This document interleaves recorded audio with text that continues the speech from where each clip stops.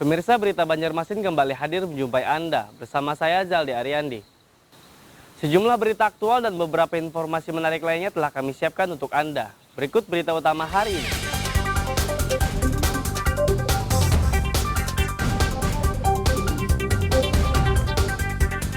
Sungai di Banjarmasin tercemar oli akibat kapal tenggelam.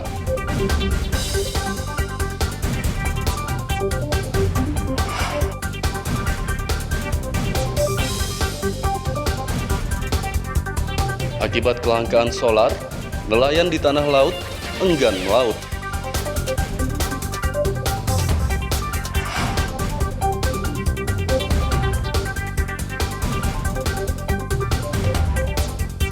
Lansia di Banjarbaru hidup sebatang kara di rumah reot.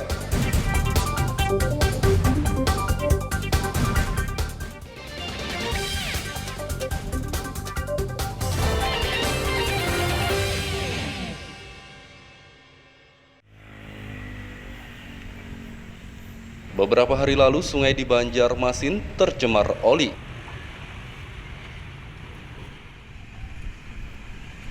Minyak berwarna hitam yang beraroma menyengat itu berasal dari kapal tenggelam. Kapal yang mengangkut 100 ton oli itu tenggelam di perairan Alalak, Batola pada 10 Agustus lalu. Kepala Dinas Lingkungan Hidup mengatakan pihaknya telah meminta pemilik kapal membersihkan sungai yang tercemar oli. Dan itu untuk saat ini dari kemarin Jumat juga kami panggil ke sini untuk penanggung jawabnya untuk melakukan pembersihan dan mereka sudah melakukan pembersihan secara bertahap karena minta waktu selama 3 minggu. Jadi pembersihan masih secara tradisional manual, mereka menyebarkan anjing gondok ke sungai-sungai, kemudian karena anjing gondok itu sifatnya akar-akar itu cepat menyerap sejenis solar dan lain-lain kan, dan itu diambil dan dikumpulkan, mereka dibawa ke tempat mereka dan dijemur, nanti dikeringkan dulu baru dimusnahkan. Pemilik kapal meminta waktu selama 3 pekan untuk membersihkan oli yang mencemari sungai. Dari Banjarmasin, Lutfi Darlan dan Huda El melaporkan.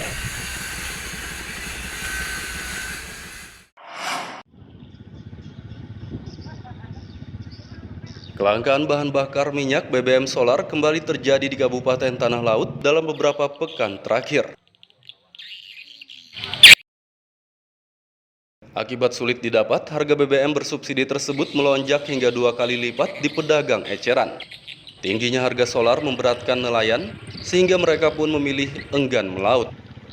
Sejumlah nelayan hanya beraktivitas menjemur ikan di atas perahu mereka yang tambat di muara sungai Asam-Asam. Nelayan menuntut pemerintah segera mengatasi kelangkaan solar agar mereka bisa melaut lagi. Iya tadi ombaknya besar.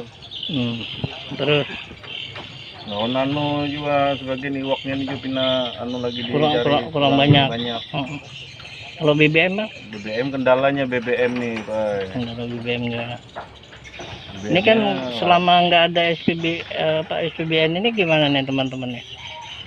Susah ya lagi nih. Sebelumnya kan dapat jatah 2 drum lah. Kepala Dinas Kelautan dan Perikanan Kalsel Rusdi Hartono mengatakan nelayan sulit mendapat solar karena stoknya yang terbatas. Selain itu, distribusi BBM bersubsidi khusus nelayan melalui badan usaha milik desa atau BUMDes sedang mengalami kendala. Memang kita mendengar beberapa minggu yang lalu ada kelangkaan di daerah Tanah Laut. Kita koordinasi dengan kita Pertamina, memang ada diinformasikan bahwa ada ketidaklengkapan lagi di hal pertanggungjawaban. Karena kalau di Tanah Laut ini mereka penyalurannya melalui BUMDes, jadi ngambilnya di BUMDes nelayan. Tapi kami ke lapangan minggu lalu dengan Komisi 2 juga ke Muara Kitab dan Suarangan, alhamdulillah lancar aja, mencukupi. Memang karena BBM ini bersubsidi, pemerintah mengadakannya memang agak terbatas. Jadi kita informasikan juga, jadi ada beberapa tambahan nantinya pembangunan stasiun pengisian bahan bakar umum nelayan. Rusdi menambahkan pihaknya akan bekerja sama dengan koperasi unit desa untuk membangun SPBU khusus nelayan. SPBU tersebut diharapkan dapat memenuhi kebutuhan BBM bagi nelayan. Dari Tanah Laut, Lutfi Darlan dan Aryadi Sukma melaporkan.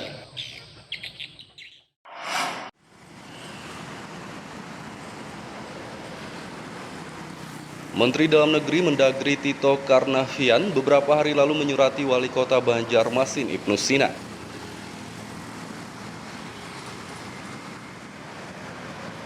Dalam surat tersebut, Mendagri meminta gugatan pengujian ulang terhadap Undang-Undang Perpindahan Ibu Kota Kalsel yang sedang bergulir di Mahkamah Konstitusi MK dicabut. Ibnu Sina mengatakan permintaan Mendagri tentang pencabutan gugatan tersebut harus dirundingkan bersama DPRD. Kemudian mempertimbangkan banyak aspek itu, dan tidak kami sampaikan. Kapan keluarnya? Belum sampai sekarang. Itu surat untuk mencabutkan atau ya? Bukan, kita menjawab surat Mendagri itu. Oh, menjawab ke Mendagrinya? Mendagri artinya kita sudah sampaikan bahwa ini tidak bisa langsung kita cabut. Karena ada persetujuan dengan Dewan, kemudian juga kita harus melihat aspek-aspek lain. Proses yang sedang berjalan di MK. Ada rencana menyurati ke DPRD juga kalau untuk Setelah itu kita sudah tidak untuk meminta diparipurnakan atau minta dikonsultasikan dengan Dewan. Bagaimana? Kalau sekilas kan sudah ada jawaban dari Dewan sebetulnya. Maju terus kan gitu. Wakil Ketua DPRD Matnur Ali berharap gugatan tersebut tetap dilanjutkan hingga putusan. Yang digugat oleh saudara wali kota dan bersama DPR itu sedang proses. Nah, sudah sedang sidang keempat, dan kemudian yang akan datang sudah sedang kelima. Ya, artinya sidang yang kelima. Nah, tentu dalam perjalanan rasanya tidak etis kalau misalnya di dalam perjalanannya dipotong. Misalnya Mendagri menyuruh mencabut, sementara ini sedang dikerjakan oleh MK, gitu ya. Nah, semestinya menurut saya ya, dan juga secara kelembagaan wakil DPR, ketua DPR itu semestinya tunggu dulu lah keputusan proses di Mahkamah Konstitusi. Nanti keputusannya apa? Apakah keputusan sela? Kalau nanti keputusan sela, perintahkan untuk bisa.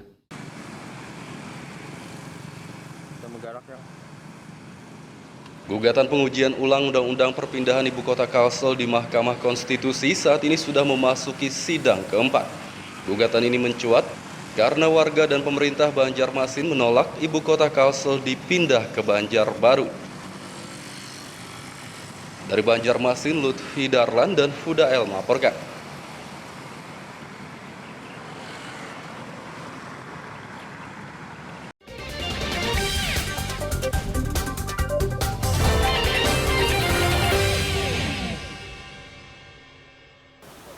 Pemirsa masih bersama kami dalam Berita Banjarmasin. Bagi Anda yang baru bergabung, berikut Berita Banjarmasin utama hari ini.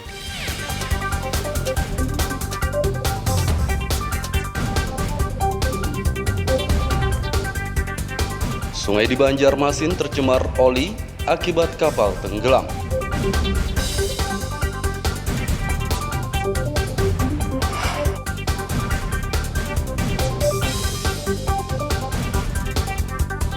Akibat kelangkaan solar, nelayan di tanah laut enggan melaut.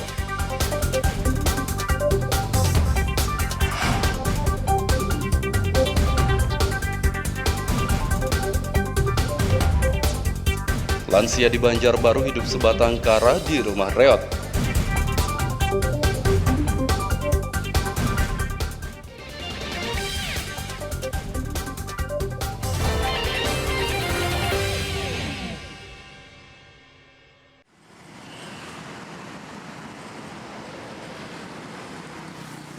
Surat dari Mendagri Tito Karnavian yang meminta Wali Kota Ibnu Sina mencabut gugatan pengujian ulang Undang-Undang Perpindahan Ibu Kota Kalsel di Mahkamah Konstitusi MK mendapat beragam tanggapan miring.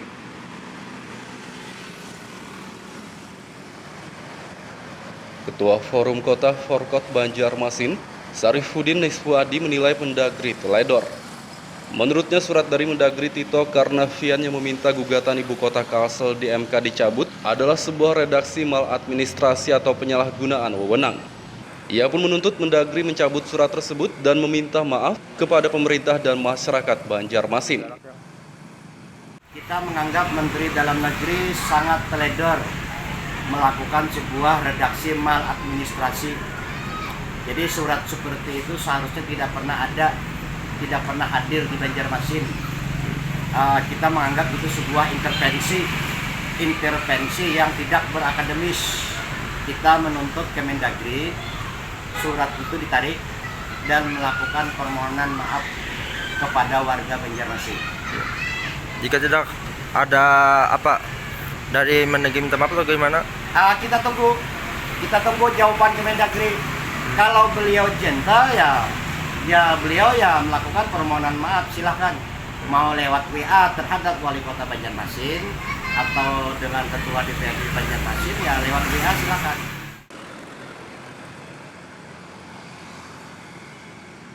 Forum Kota adalah organisasi yang membawahi 50 dewan kelurahan di Banjarmasin. Rencananya mereka menggelar unjuk rasa terkait surat Mendagri ini. Dari Banjarmasin, Lutfi Darlan dan Huda El melaporkan.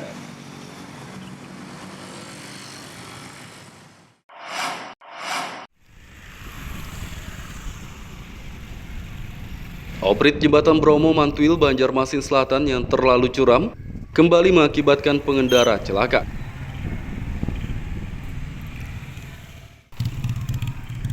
Akhir pekan lalu, 2 pengendara motor yang berboncengan menabrak pagar pembatas saat menuruni oprit jembatan tersebut. Video kedua pemotor itu pun diunggah ke media sosial dan mendapat tanggapan dari warga. Terpantau di lokasi, pecahan material motor masih berhamburan di sekitar pagar pembatas. Salah satu warga, Ardi, mengatakan sudah lebih dari 10 pengendara motor celaka saat menuruni oprit jembatan yang terlalu curam ini. Kamu 10 tuh nyata? Iya, 10. Bisa lah. Puluhan lebih ada lagi. Bisa orang kan hitung juga kan. Kalau hitung mah 10 kadang-kadang kalau orang gugur kadang-kadang ada kita bantu ya kalau ada pengarah orang. Kemarin ada tahu lo guring kemarin. Ada buat mengesahkan babinian berdua aja. Ada yang sampai luka-luka lah. Ada. Sampai ini lincak. Ada yang patah gigi pecah, gigi patah. Jadi bahaya nih Mang lah. Bahaya jembatan ini kada dianu. Kesian masyarakat. Katanya dibenahi kah? Artinya pun pemerintah misalnya memantau sini mbak kejadian. Kada bisa. Warga berharap pemerintah membenahi oprit jembatan Bromo agar tidak terlalu curam. Dari Banjarmasin, Lutfi Darlan dan Huda El melaporkan.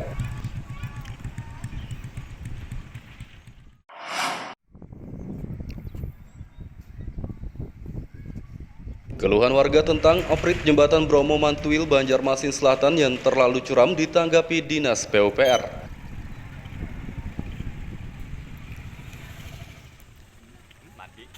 Subkoordinator Jembatan PUPR Damayanti mengatakan, pihaknya telah memasang rambu-rambu di jembatan Bromo agar warga dan pengendara berhati-hati saat menuruni oprit yang curam tersebut. Sedangkan terkait permintaan warga yang ingin oprit jembatan tersebut diubah agar tidak curam lagi, pihaknya belum bisa memutuskan.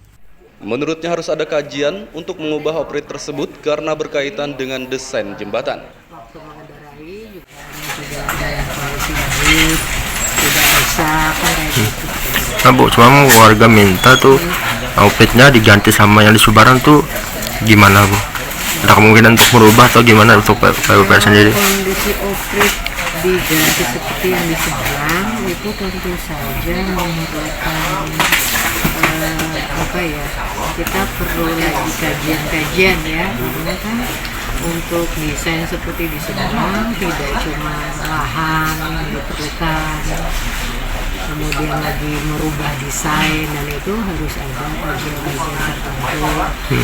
Ya, kalau dari Dinas PU tidak sembarangan harus merubah saat ini harus kita ganti, tidak harus ada kajiannya dulu. Warga diimbau hati-hati saat menuruni oprit jembatan Bromo yang terlalu curam tersebut.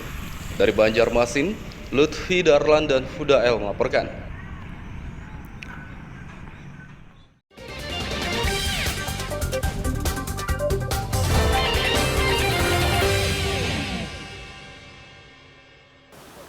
Pemirsa, masih bersama kami dalam Berita Banjarmasin. Bagi Anda yang baru bergabung, berikut Berita Banjarmasin utama hari ini.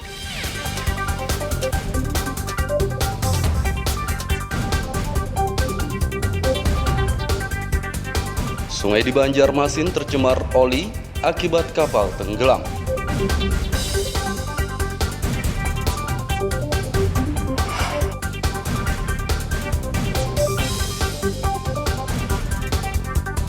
Akibat kelangkaan solar, nelayan di tanah laut enggan melaut.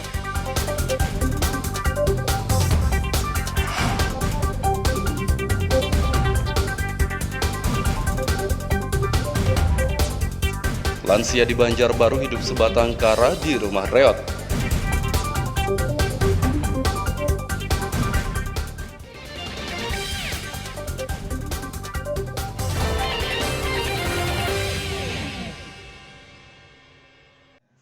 Kita ada satu bangunan perizinan misalnya rokok misalnya. Dewan Perwakilan Rakyat Daerah DPRD meminta Dinas Koperasi Banjarmasin meningkatkan usaha mikro, kecil, dan menengah UMKM. Ketua Komisi 2 Awan Subarkah mengatakan, peningkatan UMKM dapat dilakukan dengan cara membina masyarakat untuk memiliki usaha baru. Menurutnya, jika usaha baru meningkat di kota 1000 sungai ini, maka angka pengangguran dan kemiskinan akan berkurang. Wirausaha baru tentunya kita mengharapkan semakin banyak masyarakat yang belum memiliki penghasilan, ya, kemudian bisa dibina untuk memiliki usaha, sehingga akhirnya bisa mengurangi pengangguran dan mengurangi kemiskinan. Tapi tidak hanya pada wirausaha baru untuk direkrut dan dibina sampai situ saja, tidak. Tapi harus ditingkatkan juga mereka untuk naik kelas, istilah orang naik kelas ya, scale up, naik kelas, sehingga pendapatan atau penghasilan mereka yang mungkin masih minim dibina terus sampai bisa meningkat dan bisa mandiri secara ekonomi dan bisa bersaing dengan usaha-usaha yang lain. Awan Subarkah menambahkan, pembinaan kepada pelaku usaha baru harus dilakukan secara terus-menerus agar mereka dapat maju dan berkembang dengan baik.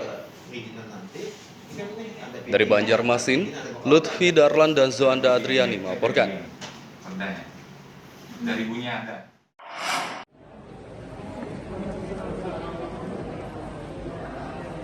Puluhan warga lanjut usia lansia di Panti Jompo Banjarbaru mendapat bantuan dari pemerintah setempat.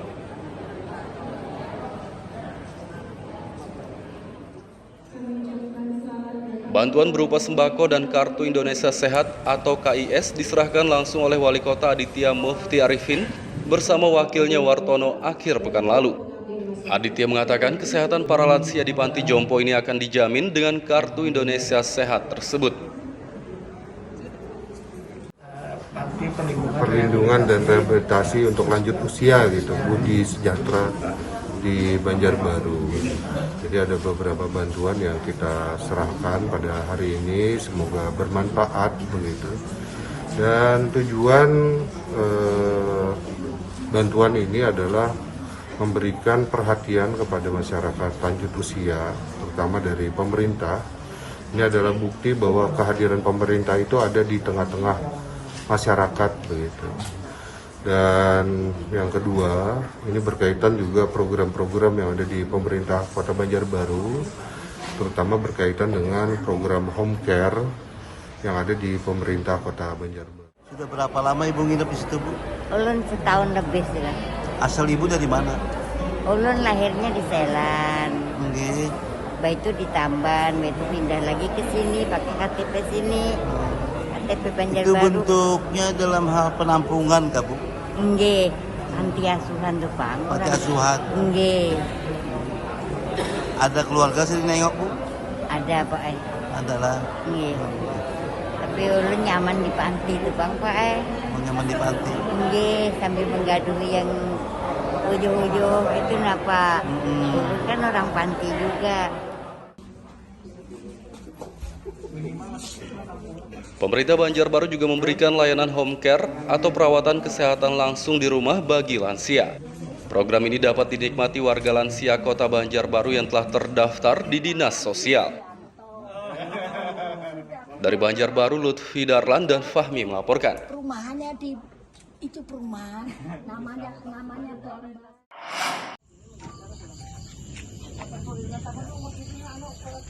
Seorang warga lanjut usia lansia di kota Banjarbaru hidup sebatang kara di rumah reot. Izin Pak, ini Bapak tinggal berapa orang di sini Pak? 45 tahun. Rumah tidak layak huni berukuran 2 x 4 meter tersebut berlokasi di Guntung Manggis, Kecamatan Landasan Ulin.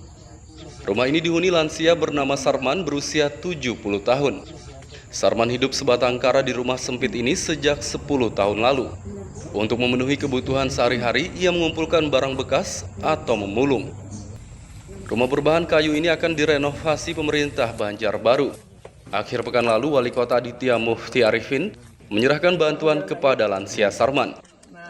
Sarman merasa senang dan bersyukur rumahnya akan direnovasi. Ya kurang lebih 10 tahun doang. Bapak hidup sama siapa Pak? Ada keluarga atau enggak ada Pak? Keluarga di Bireyang. Masih Pak ya, single kada punya istri pian, keluarga. Jadi untuk memenuhi kehidupan sehari-hari apa kerja Bapak? Kerjanya apa Pak? Mendulang. Masih mendulang lah sekarang atau enggak lagi Pak? Apanya? Mendulang tuh masih kepian lakukan atau mendulang doang kada ada. Kada menentu lah. Enggak. Pak, hari ini kan ada dapat bantuan nih, kayak apa perasaan pian Pak? Senang mau dapat bantuan. Syukur alhamdulillah ada bantuan ibaratnya. Untuk pelaksanaan bedah rumah yang dilaksanakan di Guntung Manggis ini gitu. Jadi mudah-mudahan apa yang kita laksanakan ini bisa berguna dan membawa kesejahteraan untuk masyarakat yang memerlukan bantuan di sini. Ini ada 2 titik Pak Wali. Iya. Jadi 2 titik ini memang ditinggali oleh 1 orang begitu di tiap rumahnya. Dan menurut data ini tidak memiliki keluarga dan rumah mereka pun sangat tidak layak begitu sehingga memerlukan bantuan untuk dibedah rumah ini. Selain Sarman, pemerintah Banjarbaru juga memberikan bantuan renovasi untuk warga penghuni rumah reot lainnya yang juga ada di kawasan ini. Dari Banjarbaru, Lutfi Darlan dan Fahmi melaporkan.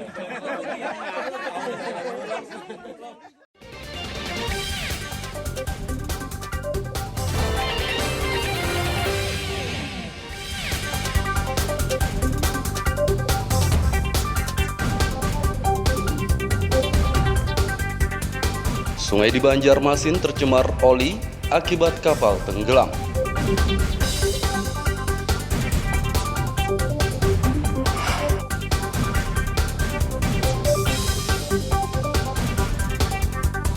Akibat kelangkaan solar, nelayan di tanah laut enggan melaut.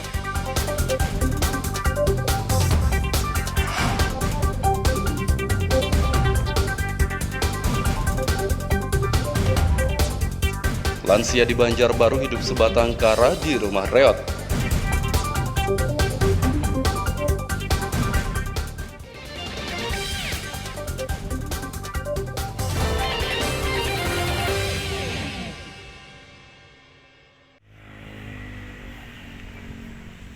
Beberapa hari lalu, sungai di Banjarmasin tercemar oli.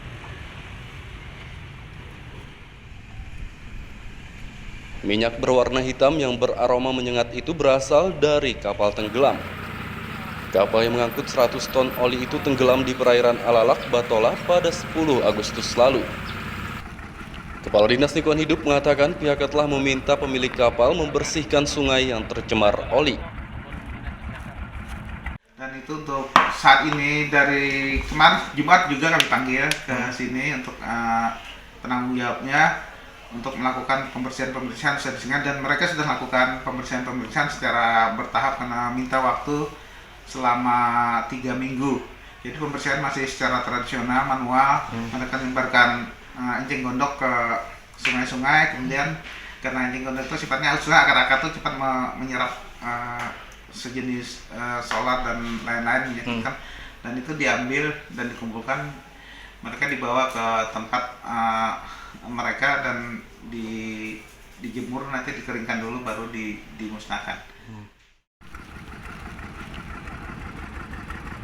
Pemilik kapal meminta waktu selama 3 pekan untuk membersihkan oli yang mencemari sungai. Dari Banjarmasin, Lutfi Darlan dan Huda El melaporkan.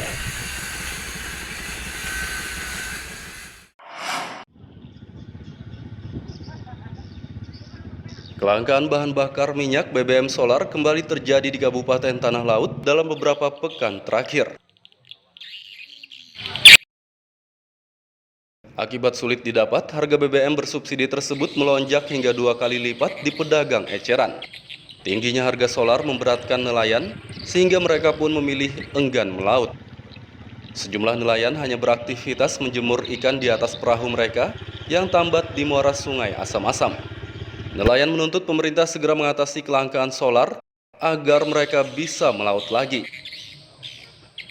Iya tadi ombaknya besar. Terus nano juga sebagian iwaknya juga pina lagi dicari kurang banyak. Kalau BBM Pak? BBM kendalanya BBM nih Pak. Kendala BBM ya. Ini kan selama nggak ada SPBN ini gimana nih teman-teman nih? Susah ya lagi nih. Sebelumnya kan dapat jatah 2 drum lah. Kepala Dinas Kelautan dan Perikanan Kalsel Rusdi Hartono mengatakan nelayan sulit mendapat solar karena stoknya yang terbatas. Selain itu, distribusi BBM bersubsidi khusus nelayan melalui badan usaha milik desa atau BUMDes sedang mengalami kendala. Memang kita mendengar beberapa minggu yang lalu kan ada kelangkaan di daerah Tanah Laut. Kita koordinasi dengan kita Pertamina, memang ada diinformasikan bahwa ada ketidaklengkapan lagi di hal pertanggungjawaban. Karena kalau di Tanah Laut ini mereka penyalurannya melalui BUMDes, jadi ngambilnya di BUMDes nelayan. Tapi kami ke lapangan minggu lalu dengan Komisi 2 juga ke Muara Tintap dan Suarangan, alhamdulillah lancar aja, mencukupi. Memang karena BBM ini bersubsidi, pemerintah mengadakannya memang agak terbatas. Jadi kita informasikan juga, jadi ada beberapa tambahan nantinya pembangunan stasiun pengisian bahan bakar umum nelayan. Rusdi menambahkan pihaknya akan bekerja sama dengan koperasi unit desa untuk membangun SPBU khusus nelayan. SPBU tersebut diharapkan dapat memenuhi kebutuhan BBM bagi nelayan. Dari Tanah Laut, Lutfi Darlan dan Aryadi Sukma melaporkan.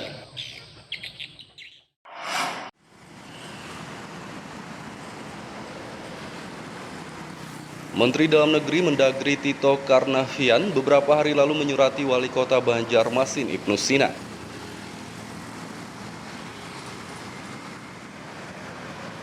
Dalam surat tersebut, Mendagri meminta gugatan pengujian ulang terhadap Undang-Undang Perpindahan Ibu Kota Kalsel yang sedang bergulir di Mahkamah Konstitusi MK dicabut. Ibnu Sina mengatakan permintaan Mendagri tentang pencabutan gugatan tersebut harus dirundingkan bersama DPRD. Kemudian mempertimbangkan banyak aspek itu, dan tidak kami sampaikan. Kapan keluarnya? Belum sampai sekarang. Itu surat untuk mencabutkan atau ya? Itu kan kita menjawab surat Mendagri itu. Oh, menjawab ke Mendagrinya? Mendagri artinya kita selalu sampaikan bahwa ini tidak bisa langsung kita cabut. Karena kemarin ada persetujuan dengan Dewan, kemudian juga kita harus melihat aspek-aspek lain. Prosesnya sedang berjalan di MK. Ada rencana menyurati ke DPRD juga kalau untuk setelah itu kita surat tidak untuk meminta diparipurnakan atau minta dikonsultasikan dengan Dewan. Gimana? Kalau sekilas kan sudah ada jawaban dari Dewan sebetulnya. Maju terus kan gitu. Wakil Ketua DPRD Matnur Ali berharap gugatan tersebut tetap dilanjutkan hingga putusan. Yang digugat oleh saudara wali kota dan bersama DPR itu sedang proses. Nah, sudah sedang sidang keempat, kemudian yang akan datang sudah sedang kelima, ya, artinya sidang yang kelima. Nah, tentu dalam perjalanan rasanya tidak etis kalau misalnya di dalam perjalanannya dipotong, misalnya Mendagri menyuruh mencabut, sementara ini sedang dikerjakan oleh MK, gitu ya.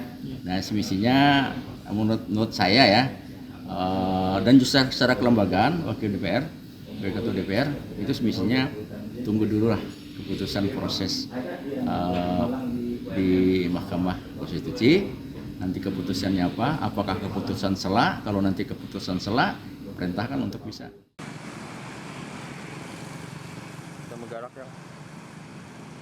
Gugatan pengujian ulang Undang-Undang Perpindahan Ibu Kota Kalsel di Mahkamah Konstitusi saat ini sudah memasuki sidang keempat.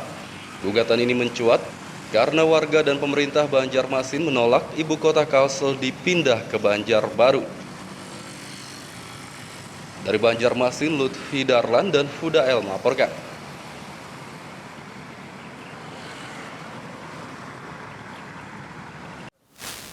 Pemirsa, informasi tadi sekaligus menutup perjumpaan kita kali ini. Saya Zaldi Aryandi beserta redaksi mengucapkan selamat beraktivitas, sampai jumpa.